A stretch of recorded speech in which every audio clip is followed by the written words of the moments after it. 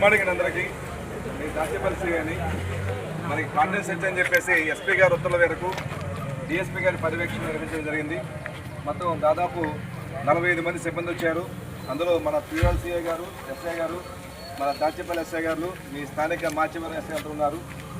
మీ ఇళ్లల్లో చాలా చోట్ల కూడా కుర్రవాళ్ళంతా కూడా కొద్దిమంది డ్రగ్స్ యూజ్ చేస్తున్న సమాచారం మీద ఎక్కడ డ్రగ్ దొరుకుతున్న ఉద్దేశంతో అంతా చెక్ చేయడం జరిగింది.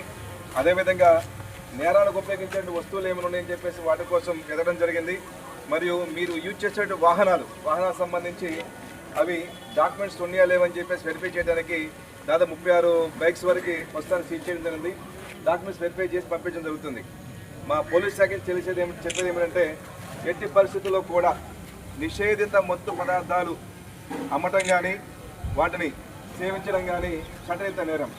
దానికి సంబంధించి మీకేమైనా సమాచారం ఉంటే పోలీస్ శాఖ తెలియచేయాలని, యువతని సక్రమైన వాక్యన పెట్టే విధంగా అందరూ కూడా బాధ్యత తీసుకోవాలని చెప్పేసి పోలీస్ శాఖ నుంచి కోరుతున్నాం. ప్రభుత్వం యొక్క ప్రధాన లక్ష్యంగా డ్రగ్స్ రహిత రాష్ట్రంగా చేయాలని చెప్పేసి మన ప్రభుత్వం కంకణం కట్టుకుంది. దానికి పోలీస్ శాఖతో పాటు ప్రజలు కూడా పూర్తిగా సహకరించాలని